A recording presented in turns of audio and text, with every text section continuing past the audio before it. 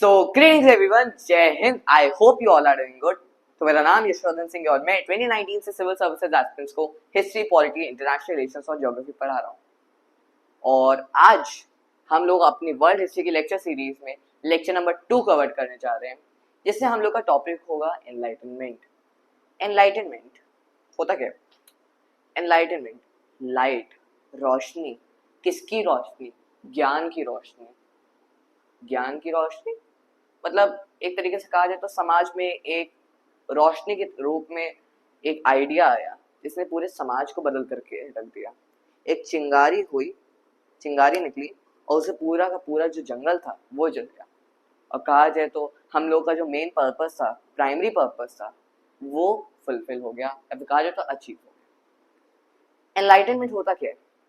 Enlightenment में जैसे भारत में हम लोग कहते हैं, इंडिया में हम लोग कहते हैं कि एनलाइटनमेंट को हम लोग निर्वाण कहते हैं, कैवल्य कहते हैं, मोक्ष कहते हैं। अब हम लोगों ने अपने दर्शन में पढ़ा हुआ है। हम लोग जब अपनी एंशिएंट हिस्ट्री में आएंगे तो हम लोग इसको और अच्छे से जानेंगे कि निर्वाण क्या होता है। लेकिन एनलाइटनमेंट को इस इंडियन कॉन्सेप्ट से, भारतीय दर्शनों से कंफ्यूज ना किया जाए।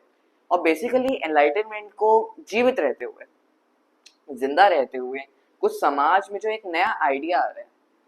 और एनलाइटनमेंट जैसे हम लोगों ने लास्ट लेक्चर में रेनेसां पढ़ा, अगर आपने उस लेक्चर को नहीं देखा है तो जरूर देखेगा, और नहीं भी देखा है तो कोई दिक्कत नहीं है, ज़्यादा उसमें आपको इस कॉन्सेप्ट को समझने में ज़्यादा दिक्कतें नहीं आएंगी। लेकिन आप एक चीज़ समझ के रखिए कि एनलाइटनमेंट एक ऑल्टरनेट सिस्टम खड़ा करके दे रहा है। जैसे रेनेसां में क्या था? रेनेसां में बेसिकली ये था कि उसमें एक ऑल्टरनेट आइडिया दिया, सोसाइटी जो है उसका एक ऑल्टरनेट आइडिया खड़ा करके दिया। जैसे उस समय जो था कि चर्च का डोमिनेशन होगा, चर्च के डोमिनेशन के खिलाफ आइडियाज आए। लोगों ने कहा जो राजा होगा और जो चर्च होगा उसमें क्लियर डिवीजन होगा। मैकियावेली, निकोलो मैकियावेली, उस टाइप के लोग आए, उस टाइप के फिलोसफर्स आए। तो आप देखेंगे कि किस तरीके से एक रेनेसां रीबर्थ होता है। जो ओरिजिनल आइडियोलॉजीज थी, जो ओरिजिनल आइडियाज थे, प्रोग्रेसिविज्म के जो आइडियाज थे, उनका एक रीबर्थ हुआ। उसी तरीके से आप एनलाइटनमेंट में देखेंगे, रेनेसां में क्या था? अब मैं यहाँ पे आऊँ तो रेनेसां में बेसिकली मेयरली एक आइडिया दिया था। वो आइडिया दिया था, अब वो कहते हैं ना फिलोसफर्स अपने आइडिया देके चले जाते हैं। लाइक मार्क्स जो था, कार्ल मार्क्स, हम लोग पढ़ते हैं, हम लोग पॉलिटिकल फिलोसफी में, इकोनॉमिक्स में, हर चीज में, लगभग हर एक सब्जेक्ट में, इवन हिस्ट्री में भी हम लोग मार्क्सिस्ट थियोरी ऑफ हिस्ट्री पढ़ते हैं। तो आइडिया जैसे मार्क्स था, उसने बस एक आइडिया दिया, क्लासलेस सोसाइटी होगी। ऑब्वियसली वो कुछ कर नहीं सकता। मार्क्स की जो आइडियोलॉजी थी, जो वो कहता था, जो उसने कम्युनिस्ट मैनिफेस्टो में लिखा या फिर कहा जाए तो दास कैपिटल में लिखा कि एक क्लासलेस सोसाइटी होगी, that can not exist. Class तो बनेगी। अगर आज मेरे पास 10 रुपए से 20 रुपए हो गए तो कोई ना कोई तो इसके नीचे गया ना, तो क्लास तो एग्जिस्ट करेगी। उसी के साथ जो उसने कहा था कि स्टेटलेस सोसाइटी, यानी एक ऐसी सोसाइटी होगी जिसमें कोई स्टेट या फिर राज्य या फिर कोई गवर्नमेंट ही नहीं होगी। How can this exist? तो वही कहते हैं ना, यूटोपिया है ये केवल सपनों में अच्छा लगता है, ये ग्राउंड लेवल पे, और जब इसको एग्जीक्यूशन में, इम्प्लीमेंटेशन पे लाते हैं तो ये काम नहीं करता। इसी वजह से कहते हैं। तो रेनेसां जो था वो उसने मेयरली एक आइडिया दिया था, एग्जीक्यूशन नहीं किया था। उसने एक ऑल्टरनेट सिस्टम नहीं खड़ा किया था कि इसको किस तरीके से हम लोग इम्प्लीमेंट करेंगे। ठीक, अब जो एनलाइटनमेंट आएगा, एनलाइटनमेंट में बेसिकली क्या होगा कि जो आइडिया है ना, इसका एग्जीक्यूशन की बात की जाएगी। इस आइडिया की एग्जीक्यूशन की बात की जाएगी कि किस तरीके से इसको इम्प्लीमेंट करना है। ठीक है, इम्प्लीमेंटेशन की बात की जाएगी। अब देखते हैं ये पूरा प्रोसेस जो आइडिया से एग्जीक्यूशन का आएगा, ये कैसे होता है। ठीक, अब देखें, 2 मिनट के लिए हम लोग एक एग्जांपल देते हैं। आप समझ लीजिए मैं कहा जाए तो फिर मैं वर्धन हूँ, फॉर एग्जाम्पल मैं वर्धन नाम का एक फिलोसफर हूँ।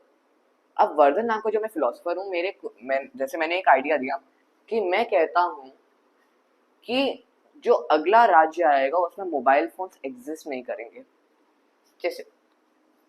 जैसे वर्धन मैं हूँ, मैं फिलोसफर हूँ, मैंने एक आइडिया दिया that mobile phones should not exist in a modern society.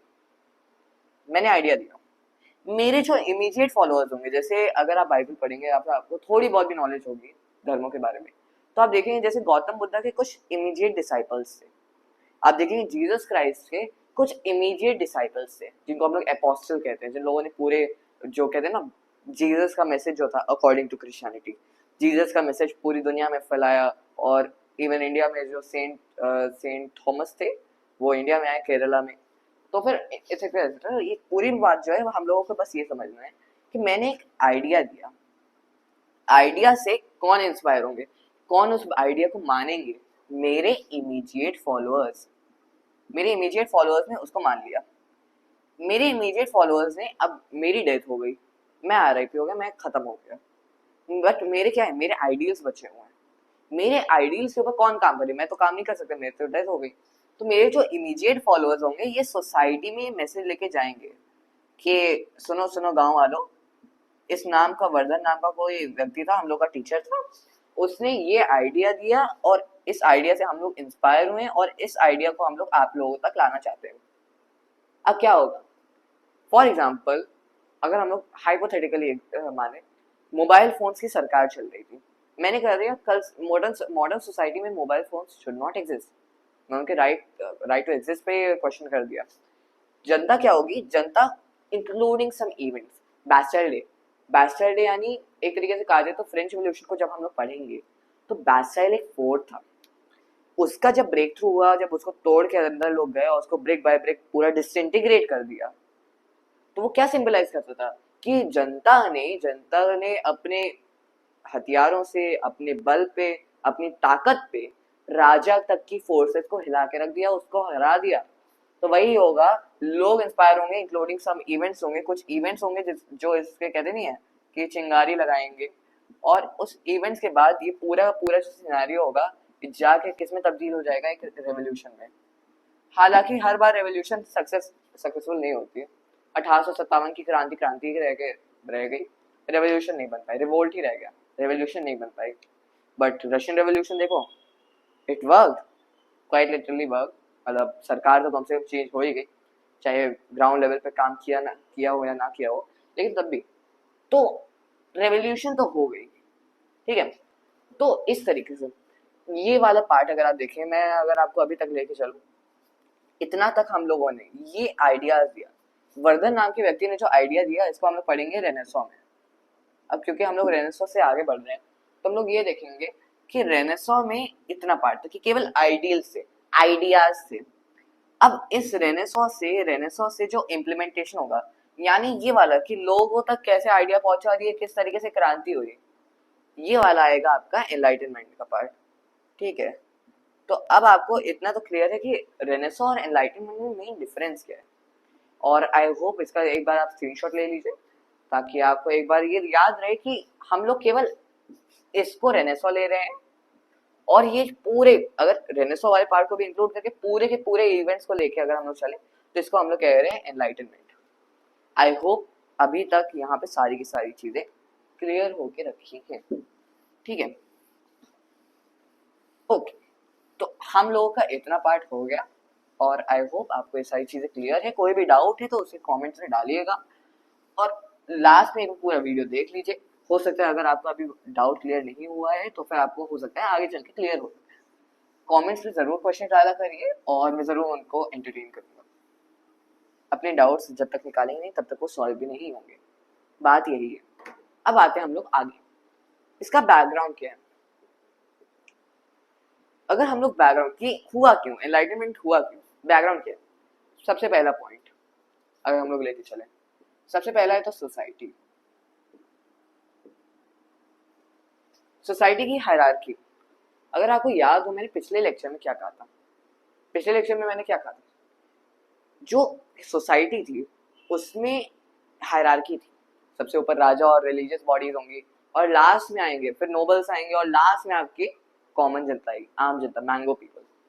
तो आप यहाँ पे देखेंगे कि अगर मैं फ्रेंच रेवोल्यूशन का जो फर्स्ट सेकंड और थर्ड स्टेट था उसको लेके चलो, तो जो फर्स्ट स्टेट था सबसे टॉप पे, उसमें कौन लोग थे, क्लर्जी था, और उन सबके प्रिविलेज भी थे, लेकिन अभी उसको मैं कवर करूंगा नहीं because that's not our main point of focus right now. Clergy था, फिर नोबल्स थे, और नोबल्स के बाद लास्ट में जो थर्ड स्टेट था, जो मेजॉरिटी ऑफ द पॉपुलेशन था, वो था आपका थर्ड स्टेट या फिर कॉमन पीपल या फिर कॉमनर्स। ठीक है, ये आई होप आपको ये चीज समझ में, आपको दिमाग में रखनी है। जब भी मैं कहूंगा कि रेवोल्यूशनरीज ने सोसाइटी के खिलाफ बात की, जब भी सोसाइटी की बात करूं, याद रखना मैं पूरी सोसाइटी एज अ होल को लेकर नहीं चल रहा हूं। मैं ये बात कह रहा हूं कि वो सोसाइटी नहीं, उसकी हायरार्की के खिलाफ बात करें, एज सिंपल एज दैट। तो फिर इस ये जो आपकी है हायरार्की, इसके खिलाफ जो आएंगे रेवोल्यूशनरी, इसके खिलाफ बात करेंगे। तो ये जो थी हम लोग की सोसाइटी की कंडीशन, इसको हम लोग रेनेसां में भी समवॉट कवर कर ही चुके हैं, तो फिर इसको आई डोंट थिंक कि कवर करने की जरूरत है। उसके बाद आपकी आ जाती है freedom. Freedom in the sense जैसे माइनॉरिटी के पास इतने अधिकार नहीं थे। माइनॉरिटी के पास अधिकार नहीं होगा तो क्या होगा? ऑब्वियसली माइनॉरिटीज का परसिक्यूशन होगा, माइनॉरिटीज हैप्पी नहीं होंगी, उनको बहुत ज़्यादा हॉस्टाइल ट्रीटमेंट मिलेगा, उनको उतना ज़्यादा हैप्पी ट्रीटमेंट नहीं मिलेगा, उनको हेट मिलेगी, हेट से ही ट्रीटमेंट होगा, यही होगा उनके साथ। तो मेन बात यही है कि फ्रीडम नाम की कोई चीज़ थी, फ्रीडम नाम की कोई चीज़ नहीं थी। इसका मतलब क्या? Freedom, religious freedom. जैसे जो क्वैकर्स नाम की एक माइनॉरिटी थी, जो भी कैथलिक देशों में, कैथलिक मेजॉरिटी कंट्रीज में जहाँ पे भी क्वैकर्स नाम की एक माइनॉरिटी थी, उन लोगों को परसिक्यूशन, वो भी वैसे तो क्रिश्चियन सभी थे, लेकिन तब भी माइनॉरिटीज इन द सेंस की जैसे प्रोटेस्टेंट्स एंड द कैथलिक्स, तो कैथलिक्स जो है वो परसिक्यूट करते थे क्वैकर्स को।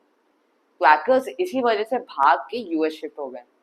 अब यूएस में 1776 के डिक्लेरेशन ऑफ इंडिया, जो आपका डिक्लेरेशन ऑफ इंडिपेंडेंस है, लिखा तो खैर है उसमें कि all men are created equal, और प्रभु की आंखों में सब के सब इक्वल ही हैं, कोई भी ऊपर नीचे नहीं है, कोई भी ऊपर नहीं है, कोई भी नीचे नहीं है, किसी के पास कोई प्रिविलेजेस नहीं है, किसी के पास कोई रेस्ट्रेंट्स नहीं है।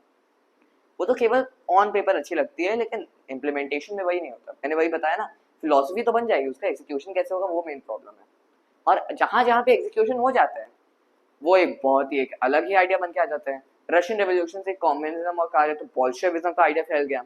फ्रेंच रेवोल्यूशन से लिबर्टे, इगालिटे और फ्रैटर्निटी के आइडिया, यानी लिबर्टी, इक्वालिटी और फ्रैटर्निटी के आइडियाज फैल गए। कुछ इसी तरीके से आप देखेंगे तो रिलीजियस फ्रीडम वहां पे थी ही नहीं। फिर अगर हम लोग आगे आए तो यहाँ पे हम लोग देखेंगे कि साइंस जो था, science is equals to heresy. Heresy क्या होता है? हेरेसी, अगर मैं बात करूं हेरेसी, हेरेसी बेसिकली अगर हम लोग हेरेसी को, वैसे तो हम लोग बहुत सारे सेंसेस में लेके चलते हैं, बहुत सारे पॉइंट ऑफ व्यू से लेके चलते हैं, लेकिन अगर मैं बेसिकली हेरेसी की बात करूं, मेन बात यही आती है कि कोई फंडामेंटल चीज है या फिर कोई फंडामेंटल आइडिया है, उसके खिलाफ अगर कोई बंदा बात कर रहा है, इसका मतलब वो एक हेरेटिक है। या फिर जो भी वो पढ़ा रहा है या फिर जो भी वो प्रीच कर रहा है, वो अगर हेरेटिक है या फिर जो बेसिक फाउंडेशन है उसी के खिलाफ है, तो उसको कहा जाएगा हेरेटिक या फिर हेरेसी। जैसे आप देखेंगे कि कई बार पोप फ्रांसिस जो है, अभी करंट पोप जो वेटिकन में बैठते हैं, उनको लोग कहते हैं that he is a heretic, या फिर कहा जाए तो ही टीचेस हेरेसी। जैसे अगर हम लोग आज से 2000 साल पहले जाएं तो जीसस क्राइस्ट क्या कहते थे अकॉर्डिंग टू क्रिश्चियनिटी?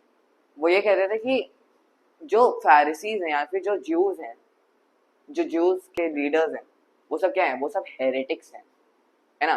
तो फिर हेरेटिक वाली डेफिनेशन ऐसे से बनती है कि जो फंडामेंटल थियरी है आप उसी से हटते जा रहे हो और अपना खुद का अलग ही कुछ बनाते जा रहे हो, गॉड नोस क्या बना रहे हो आप, लेकिन जो भी करे वो फंडामेंटल टीचिंग्स के खिलाफ हो जाएगा। ओके, आपको ये चीज आपको ध्यान में लेके चलनी है, ठीक है? तो science is equal to heresy. उसे हम ये कहते थे कि जैसे अर्थ जो है वो बीच में है और बाकी सारे प्लैनेट्स इंक्लूडिंग सन, सन को भी उस टाइम प्लैनेट्स ही मानते थे, वो सब उसके आसपास घूम रहे हैं। ऑब्वियसली आज के दृष्टिकोण से ये बात बिल्कुल 101% झूठ है, बट उस टाइम की अगर हम लोग बात करें, उस टाइम जो भी फादर साहब कह रहे हैं वही सच था। तो फिर यहाँ पे आप देखेंगे कि जो लोग भी अपना पॉइंट ऑफ व्यू लाए और रीजन से, एम्पिरिसिज्म से लाए, लॉजिक और रीजन की बात, ये लॉजिक की बात की, लॉजिक ये नहीं है कि अर्थ बीच में, लॉजिक ये है कि सन बीच में, हम उसके आसपास घूम रहे, हम मतलब अर्थ। तो फिर बात ये है कि साइंस जो है वो हेरेसी है। उस टाइम पे लोगों ने कहा कि साइंस जो है वो हेरेसी है, धर्म की फंडामेंटल टीचिंग से खिलाफ ही साइंस होता जा रहा है। गैलीलियो गैलीली जैसे जो लोग हैं उन लोगों का बहुत ज्यादा क्रिटिसिज्म हुआ। वाई? जस्ट बिकॉज उन लोगों ने जो उस टाइम की बेसिक फंडामेंटल टीचिंग थी रिलीजन की उसके खिलाफ बात कर दी। And that's the main point of it. Science को ही हेरेसी मान लिया जाता था। आज के समय में रिलीजन को हेरेसी कहा जाता है। साइंस वाले और जो एथीस्ट हैं, सो कॉल्ड एथीस्ट, वो लोग कहते हैं कि रिलीजन हेरेसी है। आज से 400 साल पहले साइंस को ही हेरेसी कहा जाता है। तो ये समय बदल रहा है, बात तो यही है। उसके बाद अगर हम लोग देखें तो चर्च का डोमिनेशन, चर्च की पावर, या फिर कहा जाए तो चर्च का डोमिनेशन, जो भी आप कहें, चर्च होती है, हम लोगों ने पिछले लेक्चर में भी देखा रेनेसां में कि उसका डोमिनेशन बहुत ज्यादा था सोसाइटी में। बहुत पावर थी, एनॉर्मस पावर, बहुत सारी पावर वो होल्ड करती थी चर्च। चर्च कैसे, क्यों होल्ड करती थी? क्योंकि राजा उसको पेट्रोनाइजेशन करता था, राजा उसको पेट्रोनाइज करता था, है ना। राजा पेट्रोनाइज करेगा तभी तो चलेगा ना चर्च। राजा जो नहीं चाहेगा वो नहीं होगा, राजा जो चाहेगा वो होगा। And that always does not work, because फिर क्रांतियां हो जाती हैं। तो फिर चर्च की जो पावर्स थी वो एनॉर्मस थी, और कहा जाए तो वो आर्बिट्ररी उनकी पॉलिसीज थी। बहुत ज्यादा आर्बिट्ररी जब पॉलिसी हो जाएंगी आपकी तो जनता बहुत ज्यादा गुस्सा हो जाएगी आपसे। होता क्या है कि जैसे लोग किसी गांव में लोग गुस्सा हो रहे हैं कि यार ये चर्च वाले जो है ना, चर्च और ये कलेक्टर साहब या फिर जो राजा के रिप्रेजेंटेटिव हैं, बहुत खराब लोग हैं यार। बाकी सारे लोग कह रहे हैं बात तो सही है, खराब तो है ये बंदा खराब तो है। फादर साहब को ये चीज पता चल गई, उनके जो मैसेंजर्स हैं उनसे पता चल गया फादर साहब आपके खिलाफ बात हो रही है, कुछ करना चाहिए आपको। अब जो बाइबल होती थी वो तो लैटिन में होती थी। फादर साहब क्या करते थे, फादर साहब कहते थे भाई देखो जनता, जो लैटिन में लिखा है इसका मतलब ये है कि आपको कभी भी राजा और चर्च के खिलाफ बात नहीं करनी है। अब जो जनता कहेगी सही बात है यार, मुझे धर्म के खिलाफ नहीं जाना है, मैं क्राइस्ट के खिलाफ, क्रिश्चियनिटी के खिलाफ, बाइबल के खिलाफ कैसे जा सकता हूँ? मैं तो पाप कर दूंगा, मैं तो हेल में चला जाऊंगा, नरक में चला जाऊंगा। लोगों के बीच में डर बैठाया, समझे? तो जब डर बैठाएंगे, चर्च जो बोलेगी जनता को वो करना पड़ेगा, जनता को करना पड़ेगा। तो वही चीज, चर्च जो कहेगी वो जनता को करना पड़ेगा, आर्बिट्ररी हो गई। और कुछ इसी तरीके से आप देखेंगे कि चर्च इसी तरीके से अपना डोमिनेशन बैठाता है, डर से और राजा की मदद से। और कुछ इसी तरीके से उसकी सरकार भी चल पाती है। इसके बाद अगर हम लोग आगे हैं, जैसे बैकग्राउंड, तो हम लोग को एक चीज तो समझ में आ गई बैकग्राउंड में कि सोसाइटी की जो कंडीशन थी, कहा जाए तो फिर रेनेसां से ज्यादा कुछ बदला नहीं है इसमें।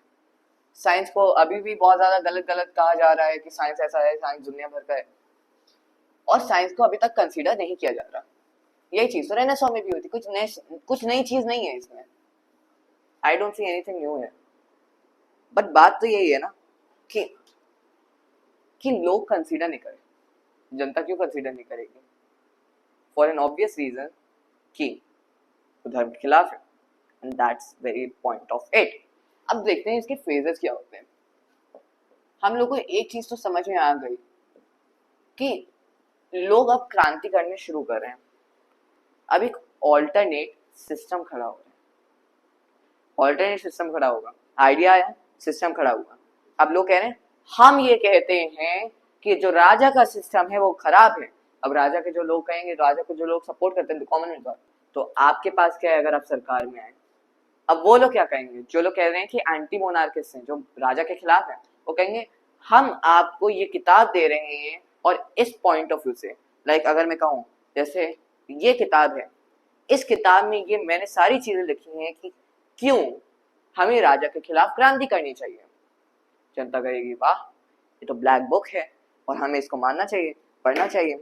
और कुछ इसी तरीके से अब देखेंगे कि, और इसी तरीके से आप देखेंगे जनता ने पढ़ना शुरू किया। पढ़ने का बैकग्राउंड में एक और चीज ऐड कर लीजिएगा कि ये वाली चीज तो थी कि नॉलेज फैल रही थी, लोगों के पास आइडियाज आए थे। अब आइडियाज आएंगे कैसे? मुंह से थोड़े आ जाएंगे कि आज मैं गया डिस्ट्रिक्ट कलेक्ट्रेट के ऑफिस में, चढ़ के मैंने ऊपर बोला कि गांव वालों मैं तुम्हें ये कहता हूँ, मैं एक ऑल्टरनेट आइडिया प्रस्तुत करता हूँ, ये जो कलेक्टर है ये बहुत सारा टैक्स वसूलता है तुम लोगों से, ये बहुत ही ज्यादा इलेजिटिमेट है, नाजायज राज है इसका। जी जनता के कहते हैं ना कि जनरल कंसेंट से सरकार नहीं चल रही है, ये तो राजा के कंसेंट से चल रही है। कोई भी जनता भी खुश नहीं है इस कलेक्टर से, बट राजा का कंसेंट तो है। तो ये गणतंत्र तो लग नहीं रहा, ना ही लोकतंत्र लग रहा है, ना ही जनतंत्र लग रहा है। ये कैसा तंत्र है? अरे ये तो राजा का तंत्र है। तो इन लोगों ने क्या बात की, तो अब लोग क्या कहेंगे, अगर ये गलत तंत्र है तो सही तंत्र भी तो लाओ, और यही था एनलाइटनमेंट। तो तंत्र की बात करते हैं लोग कि तंत्र कहाँ है, नया तंत्र लाओ ना आप लोग। अब अगर हम लोग आते हैं फेजेस में, फेजेस में अगर आप पहला फेज देखेंगे इसका, मैं अभी आके यहाँ पे तंत्र करेक्ट करूंगा। फर्स्ट फेज में बात आती है आपकी साइंस की। मैं बात की, अब इसी में आप देखेंगे कि न्यूटन जैसे लोग आते हैं और कई सारे साइंटिस्ट आते हैं, अर्ली साइंटिस्ट। जब लोग क्रिटिसिज्म करते थे साइंटिस्ट का, तब वो साइंटिस्ट आए। फेज 2, यहाँ पे आते हैं आपके फिलोसफर्स, वोल्टायर हो गया, मॉन्टेस्क्यू हो गया, रूसो जैसे फिलोसफर्स आते हैं। ठीक है, फिलोसफर्स आ गए। अब आता है आपका फेज 3। फेज 3 में क्या होता है, फिलोसफर साइंस। अब साइंस में अगर आप यहाँ पे वो भी लेके चले, जो टाइम पीरियड में आप लेके चल सकते हैं इसको 15th to 16th century only. 1400 से लेके आप मान के चलिए 1500 और सम वॉट आप इंक्लूड कर सकते हैं आपकी 17th यानी 1600 के जमाने को। तो इसमें एक और ऐड कर लीजिएगा 17 अर्ली 17th सेंचुरी। तो ये चीज आएगी 15th, 16th और अर्ली 17th सेंचुरी, इसमें आपको ये चीज इंक्लूड करनी है। उसके बाद फिलोसफी की बात आती है, इसमें आएगा आपका 17th और 18th सेंचुरी। ठीक है, 17th और 18th सेंचुरी फिलोसफर्स आए। जैसे इसमें बात हो गई, इसमें तो चर्च को कह दिया गया, चर्च तो भाई साहब गलत है। चर्च जो कहती है कि फ्लैट अर्थ है, फ्लैट अर्थ है ही नहीं। चर्च ने जो भी अपने इलॉजिकल लॉजिक्स लगाए थे उन सबको गलत प्रूव कर दिया इन लोगों ने, तो जो फेज 1 में आए। उसके बाद आप देखेंगे जो फेज 2 के फिलोसफर्स आए, इन्होंने राजा को पूरा का पूरा डिबंक करके रख दिया। राजा तो ऐसा है, राजा तो वैसा है, राजा ने तो इतनी सारी चीजें की हुई हैं, राजा का रूल तो लेजिटिमेट है ही नहीं, वो तो जायज है ही नहीं, वो तो नाजायज रूल है, जनता का कंसेंट है नहीं कौन राजा बनेगा। तो ये कैसी सरकार चली, ये कैसा तंत्र चला, ये कैसा तंत्र चला। अब जो फेज 3 आएगा उसमें इन सारे फिलोसोफर्स से इंस्पायर होके क्रांतियां करेंगे, और ये होगा आपका रेवोल्यूशन वाला टाइम, समझे। और इसी तरीके से आप देखेंगे कि जो अमेरिकन रेवोल्यूशन हुई, फ्रेंच रेवोल्यूशन हुई, पूरा का पूरा पार्ट इसी टाइम में आएगा। और इसको भी मान के चलिए आप 17th to 18th सेंचुरी, 1600 से लेके आप 1700, इवन लेट 1700 तक अगर आप लेके चलेंगे, जब फ्रेंच रेवोल्यूशन होती है 1789 में शुरू हुई, 1799 में ऑफिशियली खत्म हुई। ओके, तो कुछ इस तरीके से इसमें तंत्र का जैसे आप देखेंगे इन दोनों का जो कॉम्बिनेशन, तो फेज 1 और फेज 2 का, इन दोनों के कॉम्बिनेशन से जो आइडियाज निकले वो एक कॉमन रिजेंटमेंट, कॉमन दुख या फिर कहा जाए तो कॉमन डिसअपॉइंटमेंट दिखाता था सरकार के तंत्र के खिलाफ। इस तंत्र के खिलाफ लोग हैं, फिर क्या होगा, कॉमन डिसअपॉइंटमेंट है, पूरी जनता ना खुश है। ऐसा भी नहीं कि 5-6 लोग हैं, पूरी जनता ना खुश है। अब ये लोग मिलके क्या करेंगे, ये लोग मिलकर गुड बनाएंगे, अलग अलग इवेंट्स होंगे, वही वाली चीज जो मैंने कहा कि लास्ट में जाके रेवोल्यूशन हो जाएगी। किसके आइडियल्स पे, इनके आइडियल्स पे, फिलोसफर्स के।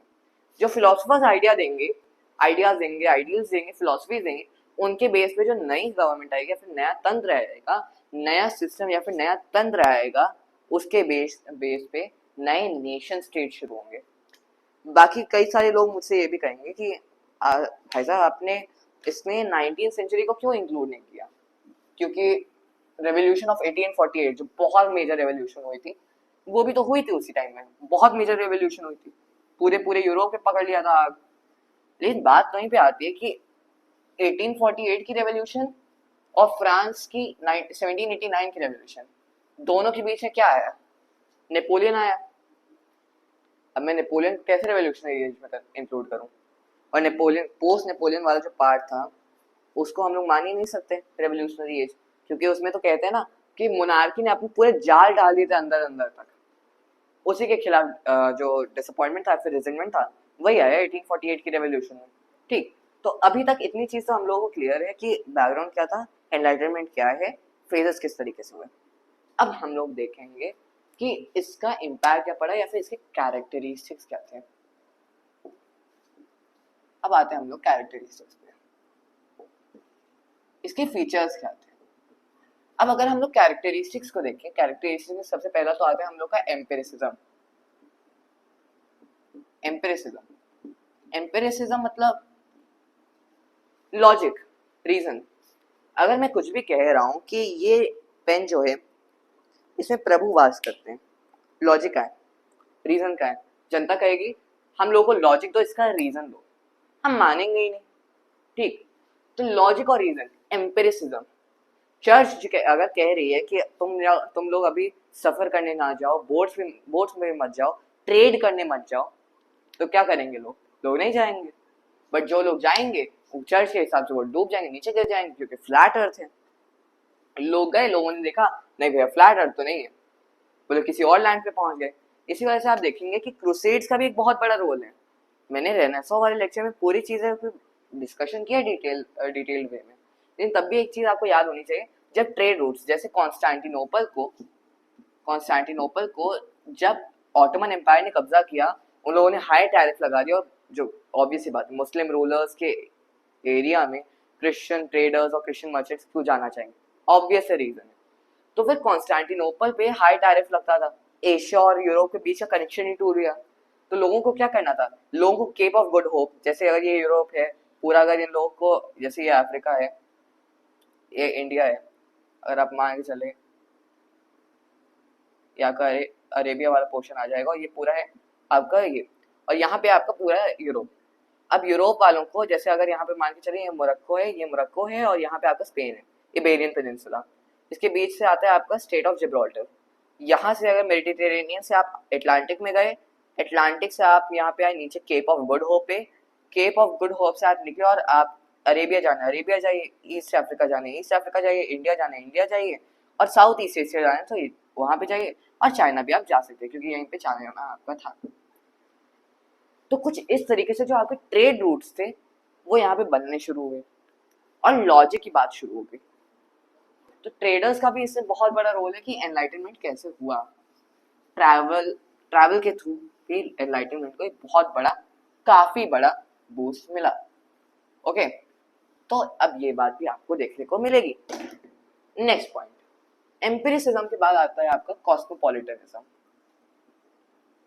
कॉस्मोपॉलिटनिज्म मतलब क्या होता है? कॉस्मोपॉलिटनिज्म बेसिकली आप समझ के रखिए कि किस तरीके से आपका जो बगल वाले राज्य का भी जो बंदा है, कोई भी पर्सन है, इंडिविजुअल है, वो भी आपका भाई ही है, वो भी उस देश का है। और अगर मैं क्यों जाऊं एक युद्ध में जो मेरे राजा और उसके राजा, हम दोनों देशों की एडमिनिस्ट्रेशन का जो प्रॉब्लम है उसमें कॉमन जनता और कॉमन जनता के बच्चे क्यों जाके लड़े और मरे, तो उसी में आएगा कॉस्मोपॉलिटनिज्म। कॉस्मोपॉलिटनिज्म यानी फ्रेटर्निटी आएगी लोगों में। फ्रेटर्निटी आने के बाद क्या होगा? फ्रेटर्निटी आने से क्या होगा? Basically anti war sentiments. हम युद्ध क्यों लड़े, है ना, एंटी वॉर सेंटिमेंट्स। इसी वजह से आप देखेंगे कि जो रेवोल्यूशनरी वॉर्स थी उसमें बेसिकली क्या होता है कि बाहर के जो देश थे वहां की सरकारें, उन्होंने कहा भाई अगर इस वाले देश में, जैसे कहते हैं ना मेटरनिक जो duke of Austria Hungarian empire थे, उन्होंने कहा था कि जब भी फ्रांस को छींक आती पूरे के पूरे यूरोप को ठंडी लग जाती है, जुकाम हो जाता है। तो इसी वजह से लोगों ने जब रेवोल्यूशनरी वॉर किया कि ऑस्ट्रिया हंगेरियन एम्पायर, चूंकि जो लुई द 16 था फ्रांस का राजा, उसकी वाइफ ही ऑस्ट्रियन थी, जर्मन थी। जर्मन वैसे बेसिकली कल्चर वाइज या फिर लैंग्वेज वाइज, लेकिन एम्पायर तो उसका ऑस्ट्रिया हंगेरियन एम्पायर ही था ना। इसी वजह से मैं कह रहा हूँ कि वहां पे जब रेवोल्यूशनरी वॉर होती है तो राजा, जो बाकी राज्यों के राजा थे, उनको खुद डर लगने लगा अगर वहां की न्यूज अगर यहाँ तक आ गई तो पूरे के पूरे यूरोप में आग लग जाएगी, हम भी उसी में लिपट के चले जाएंगे। हमें एग्जाइल में जाना होगा, लंदन साइड जाना होगा। अब आप देखेंगे कि 1848 की जो रेवोल्यूशन होगी उसमें मेजोरिटी राजा क्या करेंगे, मेजोरिटी राजा जाकर बैठ जाएंगे लंदन में एग्जाइल पे, ठीक है। तो यही चीज होगी कॉस्मोपॉलिटनिज्म से एंटी वॉर सेंटिमेंट, हम युद्ध क्यों लड़े। उसके बाद एम्पिरिसिज्म, लॉजिक, कॉस्मोपॉलिटनिज्म। इसके बाद आपका आता है इसमें साइंटिफिक टेम्पर। साइंटिफिक टेम्पर मतलब जो कह रहे हो उसका साइंटिफिक प्रूफ दो, ऐसे हम कुछ थोड़ी मान लेंगे। साइंटिफिक टेम्पर के बाद आ जाता है आपका human progress. Human progress, human progress के बाद क्या, आपका चर्च के प्रति रिजेंटमेंट। अब अगर आप यहाँ पे देखें, जो चर्च के प्रति रिजेंटमेंट था वो बहुत ही ज्यादा उड़ रहा था, ऊपर आ रहा था।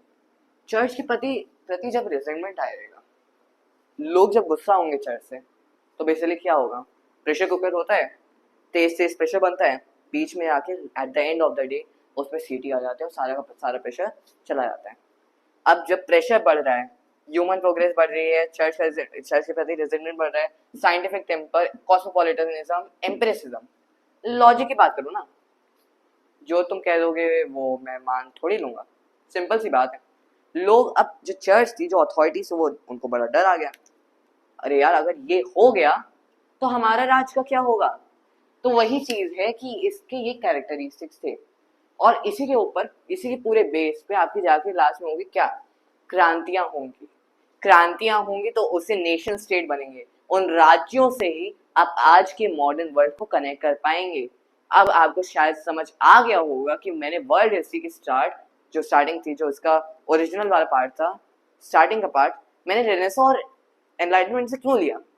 बात यही है कि आप मॉडर्न वर्ल्ड और ओरिजिनल मेडिवल वर्ल्ड को कनेक्ट कैसे करेंगे। बीच की कड़ी तो खो गई ना।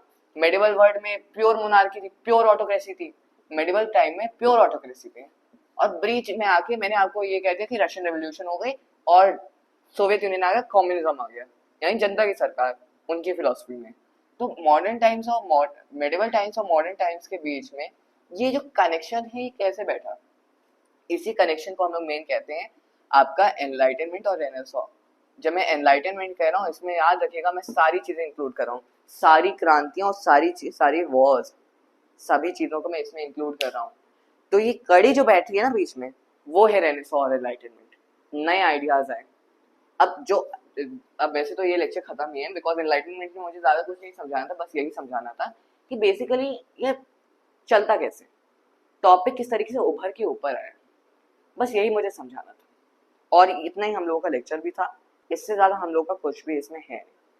और इसके बाद हम लोग का, आई डोंट थिंक कि इसके बाद मुझे एनलाइटनमेंट से समझाने की ज़रूरत है, because if you are a normal individual watcher, और जो आप रीडर हैं या फिर इस टॉपिक के बारे में आपको हिस्ट्री के बारे में जानना है, अगर आप ये सारी वीडियोस देख रहे हैं, तो आई डोंट थिंक कि आपको ये सारी चीज़ों को याद रखने की ज़रूरत है।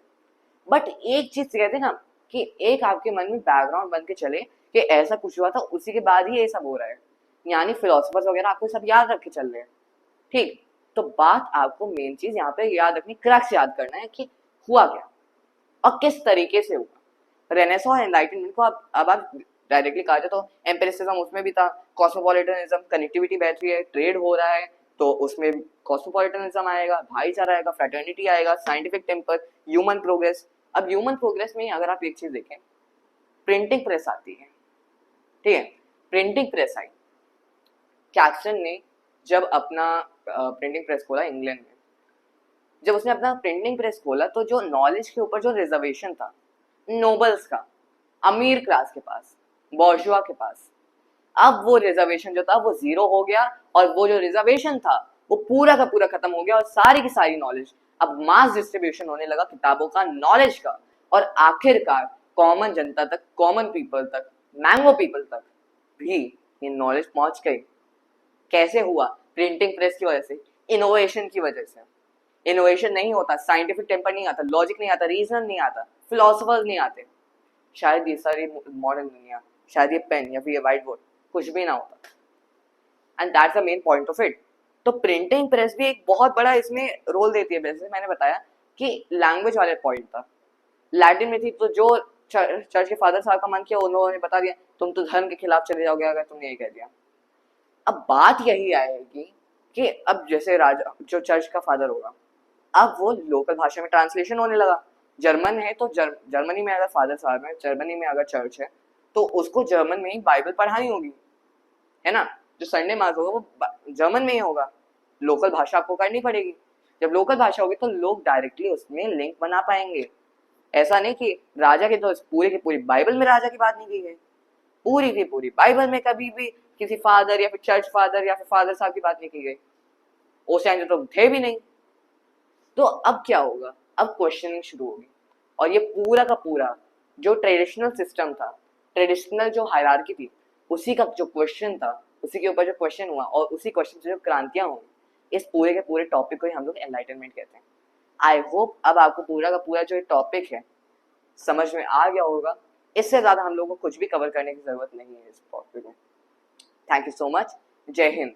और बात आई जहां तक कि रेनेसो के पार्ट 2 और एनलाइटनमेंट के पार्ट 2 की, एनलाइटनमेंट का पार्ट 2 और इवन रेनेसो का पार्ट 2, जिससे हम लोग बात करेंगे किस तरीके से अलग अलग जगहों पे इफेक्ट किया इसने, चाहे कल्चर में हो गया, आर्ट में हो गया, लिटरेचर में हो गया, साइंसेज में हो गया, अलग अलग देशों में किस तरीके से एनलाइटनमेंट देखने को मिला। मैं उस सब की एक पीपीटी या फिर कहा जाए तो फिर एक माइक्रोसॉफ्ट वर्ड का आपको लिंक बना के दे दूंगा, आप उसमें पढ़ लीजिएगा। बिकॉज फैक्चुअल अगर आप एग्जाम की तैयारी नहीं कर रहे हैं तो आप, आई डोंट थिंक उसकी कोई भी नीड है।